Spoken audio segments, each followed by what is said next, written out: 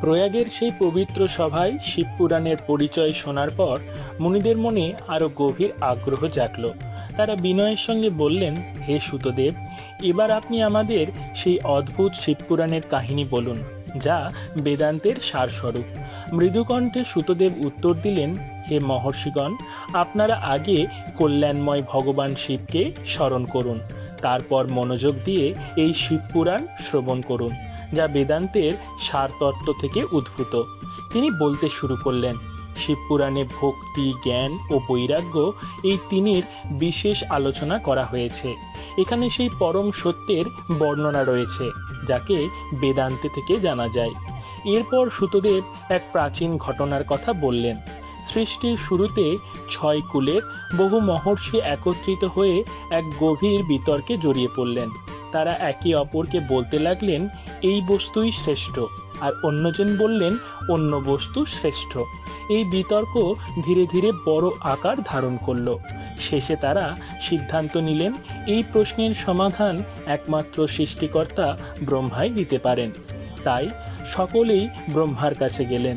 হাত জোর করে তারা বিনয়ের সঙ্গে বললেন, হে প্রভু, আপনি এই জগতের স্রষ্টা, পালনকারী, সমস্ত কিছুর কারণ।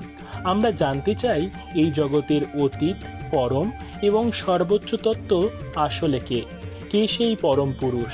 ব্রহ্মা তখন গভীর সত্য প্রকাশ করলেন।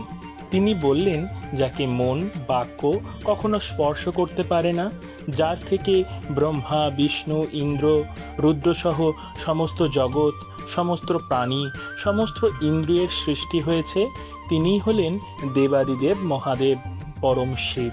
তিনি সর্বজ্ঞ, তিনি জগতের প্রভু, তিনি সর্বোত্তম। এরপর ব্রহ্মা এক অত্যন্ত গুরুত্বপূর্ণ কথা বললেন। ভগবান শিবকে শুধু ভক্তির মাধ্যমেই পাওয়া যায়, অন্য কোনো উপায়ে তার দর্শন সম্ভব নয়। যারা অন্তরে শিবভক্তি জাগে, সে হরি ও অন্যান্য দেবতার প্রতিও ভক্তি অনুভব করে, এবং সেই ভক্তির দ্বারাই মানুষ ভববন্ধন থেকে মুক্তি পায়। এরপর ব্রহ্মা তার সাধনার পথ দেখালেন। তোমরা ভগবান শঙ্করের সাধনা করো, পৃথিবীতে গিয়ে এক দীর্ঘকালব্যাপী যজ্ঞের আয়োজন করো।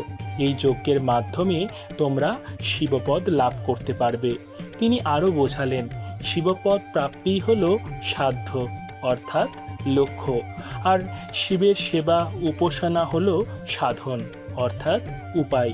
যে ব্যক্তি নিজের কর্মফল ভগবান শিবের চরণে সমর্পণ করে, সে ধীরে ধীরে মুক্তির পথে এগিয়ে যায় এবং সালোক্য, সামীপ্য প্রভৃতি অবস্থায় পৌঁছে যায়। এরপর ব্রহ্মা বললেন, এই ভক্তি সাধন অনেক প্রকারের, কিন্তু তার মধ্যে 3টি সাধন সবচেয়ে গুরুত্বপূর্ণ। সেগুলি হল শ্রবণ, কীর্তন এবং মনন। তিনি ব্যাখ্যা করলেন, শ্রবণ অর্থাৎ কানের মাধ্যমে ভগবানের নাম, গুণ ও লীলা শ্রবণ করা। কীর্তন অর্থাৎ বাক্যের মাধ্যমে সেই নাম ও গুণ উচ্চারণ করা।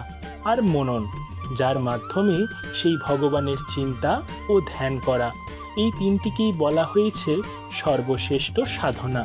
শ্রুতদেব বললেন, শাস্ত্রেও এই একই কথাই বলা হয়েছে, মানুষকে ভগবান শিবের শ্রবণ, কীর্তন ও মনন করতে হবে।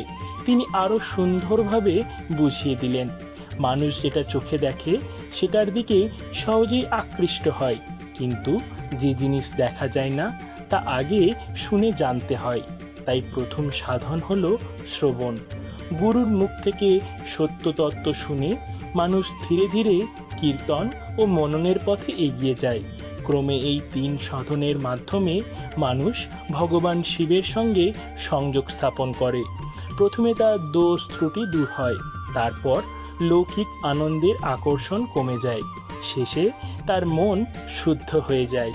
যখন মন নিরন্তর ভগবানের গুণ, রূপ, নাম ও লীলার চিন্তা করে, তখন সেই অবস্থাকেই বলা হয় মনন। এই মননই হল সর্বশ্রেষ্ঠ সাধন, যা মহেশ্বরের কৃপায় উপলব্ধ হয়। এরপর সুতদেব একটি গুরুত্বপূর্ণ ঘটনা বললেন। হে মুনিগণ, এই সাধনার মাহাত্ম্য বোঝাতে আমি আরও একটি প্রাচীন কাহিনী তোমাদের বলছি, তোমরা শ্রবণ করো। একসময় আমার গুরু ব্যাসদেব সরস্বতী নদীর তীরে তপস্যা করছিলেন। হঠাৎ আকাশপথে সূর্যের মতো তেজস্বী এক দিব্য পুরুষ এলেন। তিনি ছিলেন সনত কুমার। ব্যাসদেব তখন ধ্যানে মগ্ন ছিলেন। ধ্যান ভেঙে তিনি সনত কুমারকে সামনে দেখে তার চরণে প্রণাম করলেন, অর্ঘ্য দিলেন এবং সম্মানের সঙ্গে আসন প্রদান করলেন। সনত কুমার প্রসন্ন হয়ে বললেন, হে মুনি, তুমি সেই সত্য তত্ত্বের চিন্তা করো, যিনি স্বয়ং শিব। তাকেই তোমার উপলব্ধি করতে হবে। ভগবান শিবের শ্রবণ, কীর্তন ও মনন, এই তিনটি মহত্তম সাধন। এগুলো বেদসম্মত এবং মুক্তির প্রধান পথ। সনত কুমার নিজের অভিজ্ঞতাও শোনালেন। তিনি বললেন, আমি একসময় নানা তীর্থের মধ্যে ঘুরতে ঘুরতে মন্দার পর্বতে গিয়ে তপস্যা করছিলাম। তখন ভগবান শিবের আদেশে নন্দিকেশ্বর আমার কাছে এলেন।